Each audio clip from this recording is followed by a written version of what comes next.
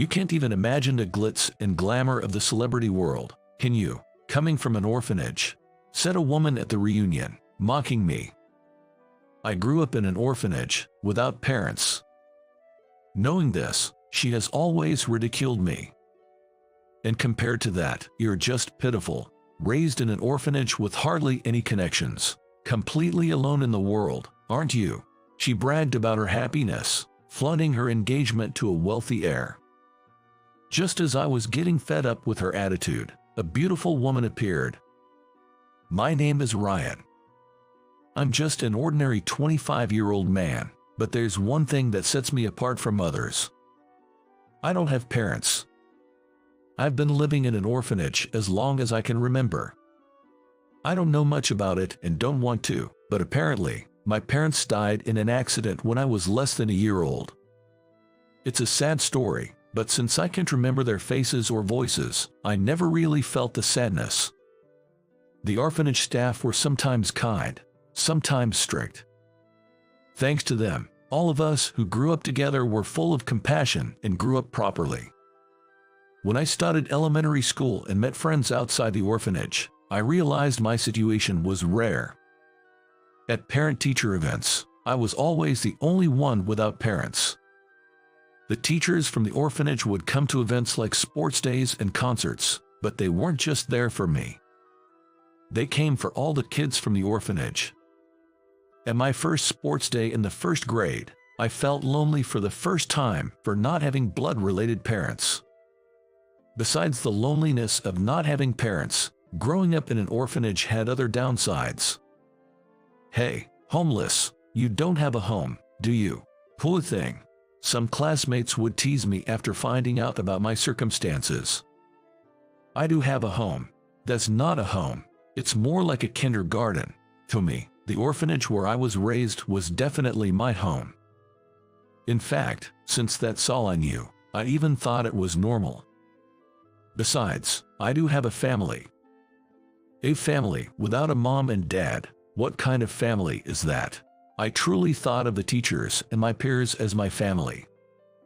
Now as an adult, I wonder if blood relations are really that important to being a family.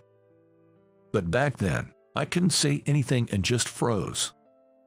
One classmate, Emma, was particularly harsh in her teasing.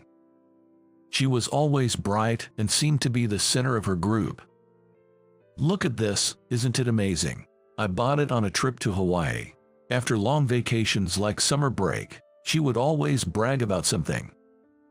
She'd talk about family vacations or staying at a relative's vacation home. It would have been fine if she just bragged, but "Look at this, Ryan. I bought it on a family trip. It was so fun." Well, you probably wouldn't know about that. That's how she used to mock me. She probably felt superior by using my upbringing in an orphanage as leverage. I didn't envy her travels because I had fun in the orphanage, but it was frustrating. I told her many times to stop teasing me, but she never listened. Eventually, I got used to it and gave up. By some twist of fate, I ended up going to the same high school as Emma. Even at 16 and 17, she continued to ridicule me. I hadn't told my friends about being raised in an orphanage, but one day, she let the cat out of the bag. Emma told me, "Is it true you were raised in an orphanage?" "Yeah, actually, it's true." I wasn't hiding it out of shame. I just thought it would be a hassle if more people like her, who had been laughing at me for nearly a decade, started to mock me. "Really, sorry if I upset you. I just wanted to know if it was true." "What? What do you mean, what?" Unlike Emma, he didn't change his attitude after finding out I was from an orphanage. "No, I just thought people would look down on me or distance themselves when they find out." "What? That doesn't make any sense." I still remember being genuinely surprised by his unexpected reaction. He was an exception. Though not as extreme as Emma, most people seem to have prejudices against those raised in orphanages. Besides her, there were others who said heartless things. But I noticed a pattern. When I showed some sort of ability, their attitudes changed. I decided to focus on my studies and sports, believing it was my only path. My efforts paid off, and I achieved great results. Gradually, people began to gather around me, and I made close friends who I still keep in touch with. Maybe Emma didn't like this, but she continued to spread bad rumors about me. But I stopped caring about her antics. By ignoring her, I stopped giving her the satisfaction. Eventually, she stopped coming to me with her boasts. By ignoring her continuously, we drifted apart. As a working adult, I finally bid farewell to the strange connection with Emma. No one at work made fun of me for being from an orphanage. No one even bothered to ask about my family.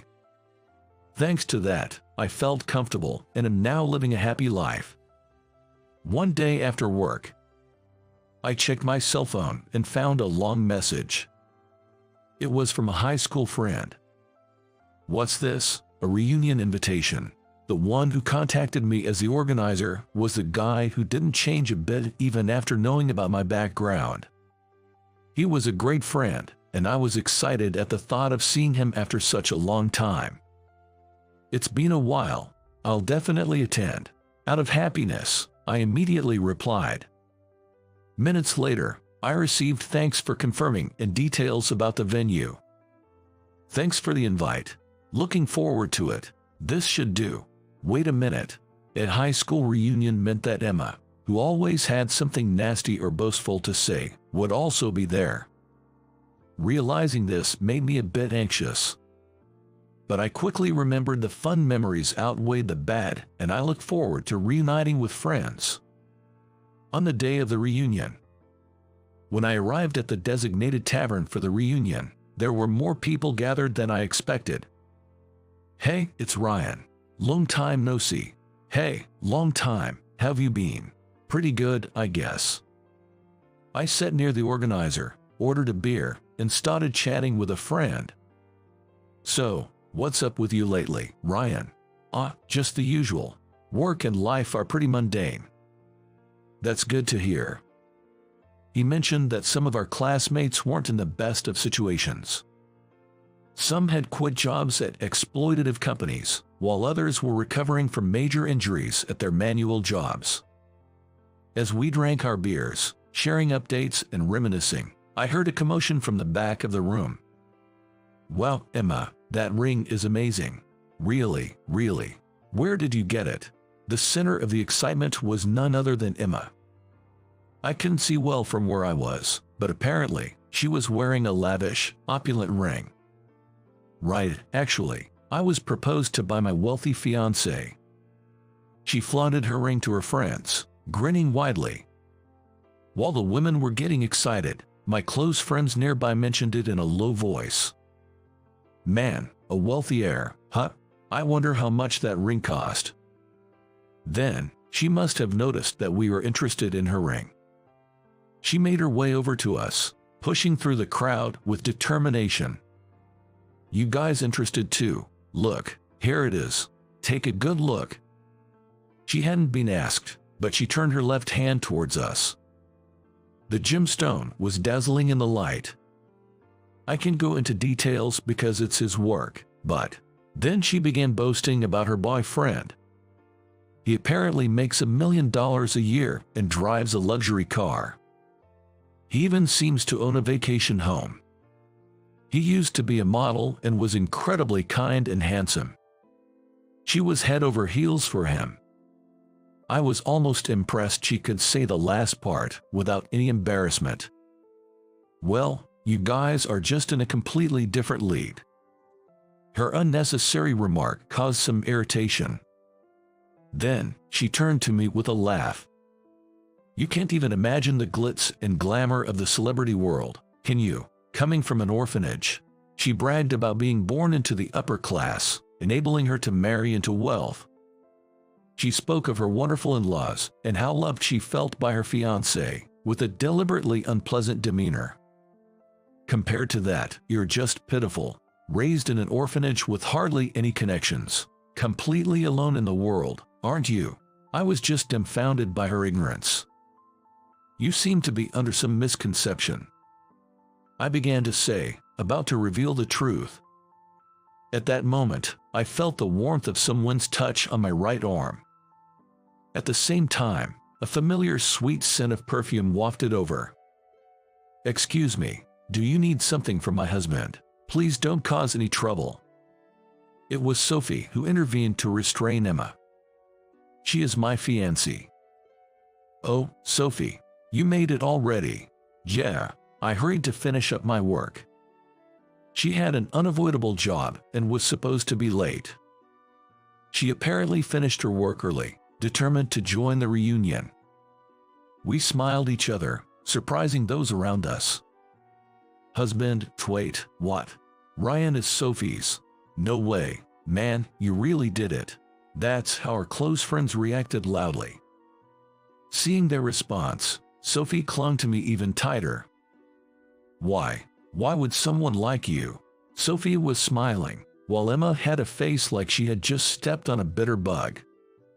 It was a dramatic change from the proud demeanor she had just moments ago. Sophie had been famous for her beauty since high school. Not just students from our school, but even those from other schools who heard rumors about her, came to confess their feelings. But she herself seemed uninterested in such things. She politely brushed off everyone's advances. Being the daughter of a big corporation's owner, she was like an unattainable flower to me. She always had a chauffeur for school commutes, accompanied by a bodyguard-like driver. Even those who admired Sophie could only muster the courage to speak to her. Our close relationship started with our jobs. The company where I got a job offer turned out to be owned by Sophie's father. You're Ryan, right? I'm Sophie, from the same high school. Remember me? She approached me one lunch break, a few days into the job. Sophie, of course, I remember you. I knew the CEO had the same last name, Sullivan, as Sophie, but I never imagined he was her father. Miraculously reuniting at work, we often found ourselves collaborating on various tasks. Working together on major projects, we gradually grew closer. Ryan, you're doing quite well, I hear. Your reputation has reached our ears. Thank you, it's an honor. I was just trying to work like everyone else, but maybe with Sophie's support, my achievements kept piling up, and I somehow became favored by the executives. Even the CEO began to take an interest in me. Then one day, after work, I happened to meet Sophie. Ryan, do you have a moment? Sure, I'm free. I followed her, curious about what she wanted, and we ended up at a stylish bar. It didn't seem like a work-related conversation, and then she said something I never expected.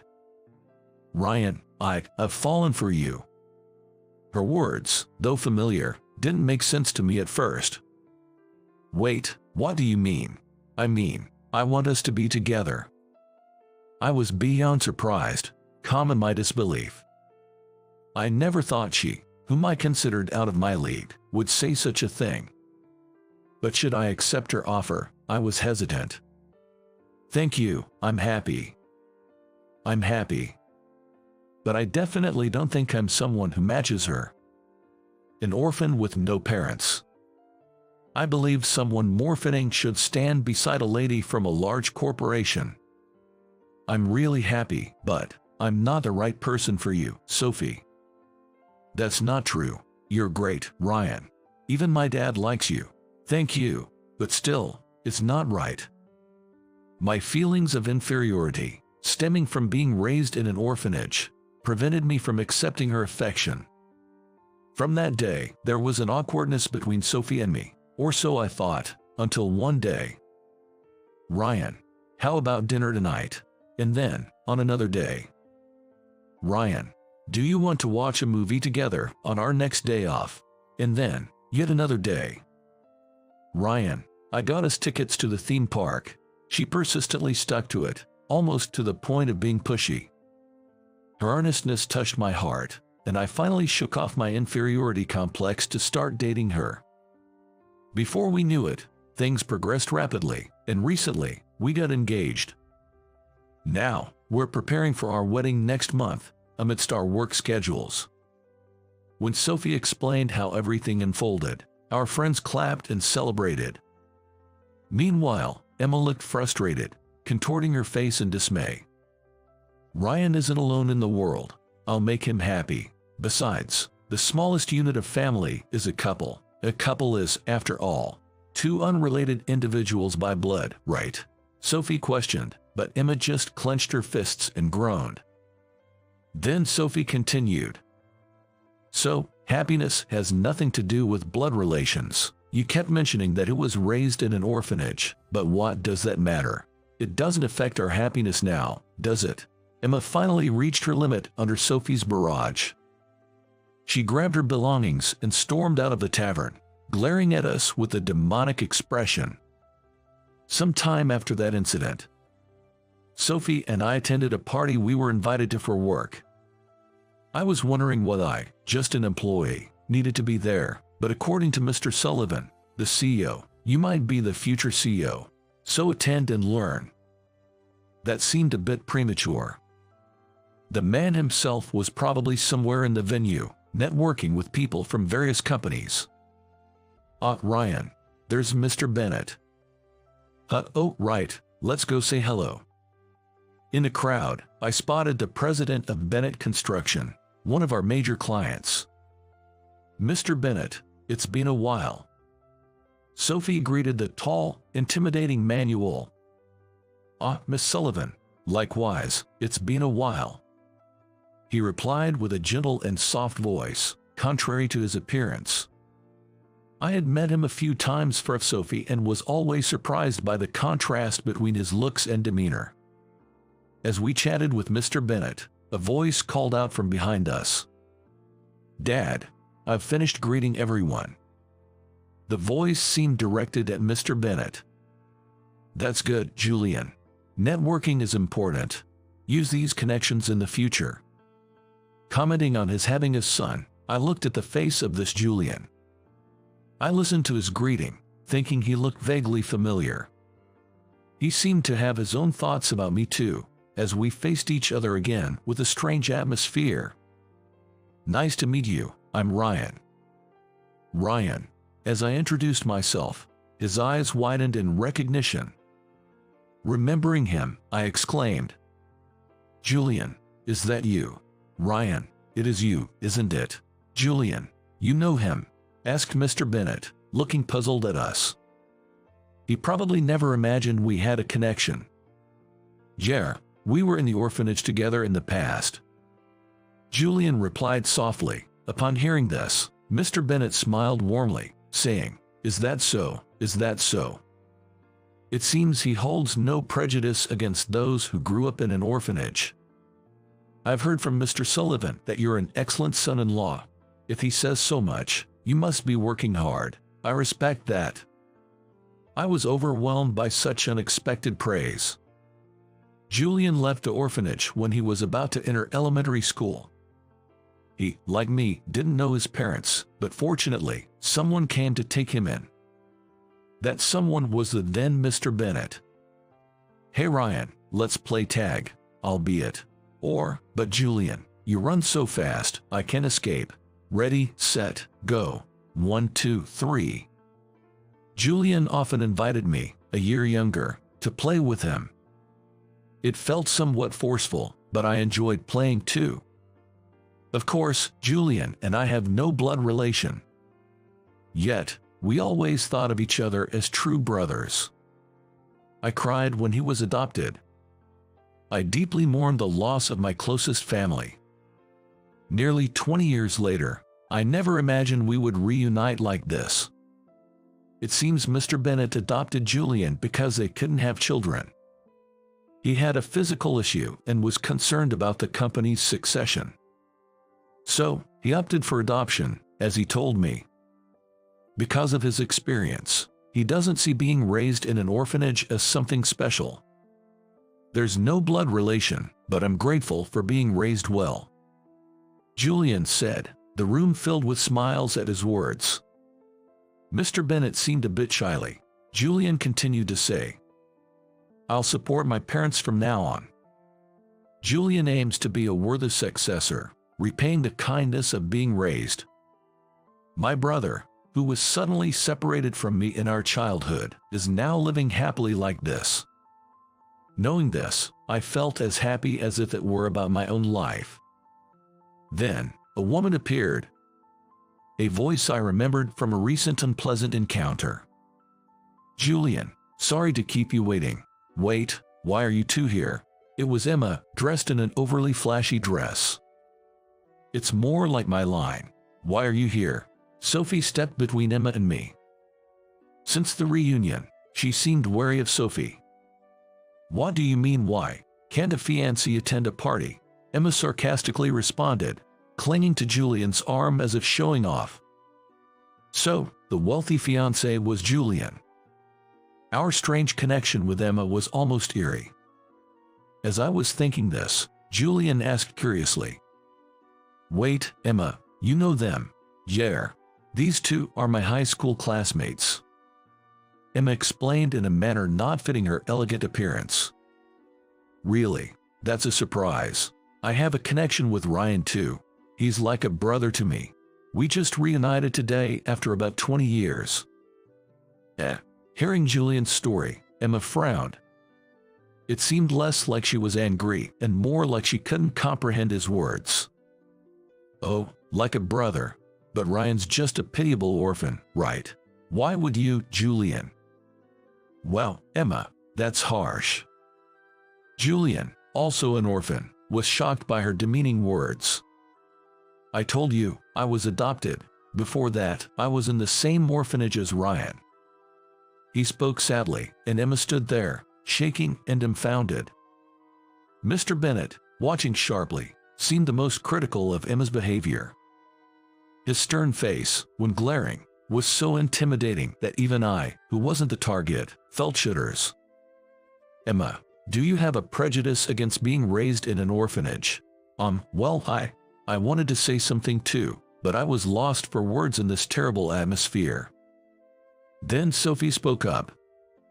She used to tease him back in high school. Even at the recent reunion, she said terrible things to Ryan. Emma tried to make excuses but cowered under the cold stares from Mr. Bennett and Julian. After a silence, Emma finally spoke, tears in her eyes. "It's not that, it's just..." Her voice was so faint, unlike her usual loud, boastful self. "I was just jealous. Emma's parents were remarried to each other, and she was her father's child from a previous marriage. When she started elementary school, her parents had a son. The parents only doted on my brother. They never showed me any love. She received food, clothing, and school supplies. Though it was more an afterthought, she did go on the family trips she used to brag about. However, the way her brother was treated compared to her was like night and day. She felt unloved, as she wasn't their mutual child. I wasn't abused, but I wasn't even allowed to interact with my brother. I never knew what family or siblings were supposed to be like. Then she met me. She learned from somewhere that I was raised in an orphanage, without a blood-related family. She had a family but no place in her home. I had no family, but a comforting place. Seeing me, who had what she lacked, she couldn't help but attack. That's why I pretended to be cheerful and exaggerated my boasts. I just wanted to fit in at school. Emma. She lined up boasts and lies, creating a circle where she was celebrated. Desperately gathering friends, she sought her place. Yet, the orphan with nothing was now smiling with friends. Seeing me, trusted and respected, her jealousy grew uncontrollable. "But you never cared," she said. I ignored her for convenience, but to her, it seemed Ryan had grown up. It's not that I didn't care. Her obsession and noise seemed pitiful, and she eventually stopped attacking. "So why did you say such things to Ryan at the reunion?" Sophie asked angrily. Emma, on the verge of tears, whispered, "I got carried away. Julian proposed, I even got a ring, and then I said those things." Her tears smeared her makeup. Ignoring that, She suddenly apologized to me. "I'm sorry. I'm really sorry for everything." Emma. Her apology seemed sincere. Not just words, but truly from her heart. But how could I easily forgive over a decade of harassment with just one apology? "Emma, I'm really happy now, being adopted by my father, but being in the orphanage wasn't a misfortune. I had many friends with similar experiences. The orphanage housed children with various backgrounds. We understood and supported each other, living happily. There was some loneliness without parents, but it wasn't solitary or miserable. Right, Ryan?" "Yay." I smiled a bit at Julian, who had spoken for me, and turned my gaze back to Emma. She apologized to me again, clearly understanding the gravity of the situation. "Emma, I'm sorry. I just can't sort out my feelings right now, so I need some time to think about the marriage." She looked a bit surprised at Julian's words, but she didn't make a scene or reject him. "I'll call a cab for you, so please go home and think it over," Julian said with a firm demeanor, although it must have been tough for him to say that. He probably did this considering that the disdain for being raised in an orphanage wasn't just towards him. Emma quietly said okay without any fuss and left the scene. Later, Julian informed me that the engagement with Emma was called off. It seems she was the one who proposed ending it. He still doesn't seem to completely dislike her. Indeed, considering Emma's family circumstances, there's room for sympathy. That's what I thought, but Sophie had a different view. "I won't sympathize at all. Her family background and her continuous harassment are separate issues. We shouldn't pity her until it's clear she's really repented and changed, right?" "Well, you might be right. By the way, Sophie, you're kind of tough on Emma, aren't you? I was concerned about this since the reunion and the recent party, where Sophie was noticeably cold towards Emma. I asked her if there was any particular reason for this. To which she replied a bit sulkily, "It's just a rivalry." "Rivalry? In high school, I thought she liked you. I always assumed she was being snide to get your attention." Sophie said this shyly. That means she had been watching me since then. The fact that Sophie, admired by everyone, had such thoughts about me was quite a surprise. Really, feeling both surprised and happy, I found Sophie even more endearing. "Remember at the reunion, you said happiness doesn't need to be related by blood. That made me really happy. The fact that Sophie became part of my family, and that her family has been so good to me. For me, that was a great happiness. I think the bond is what's important in a family." "Yeah, I think so too. Let's never forget this." Saying that, we shared a laugh. Our wedding. Since I had no relatives, it was a small ceremony in a church, just the two of us. The reception afterwards was planned to be grand due to company arrangements. High school friends and Julian were also going to be there. After saying my vows, I pledged not only to God but also to Sophie and to myself. No matter what happens, I want to cherish my family and deepen our bond. I want to be someone all those who supported me can be proud of. Divine light streamed through the stained glass as we made our promises for the future.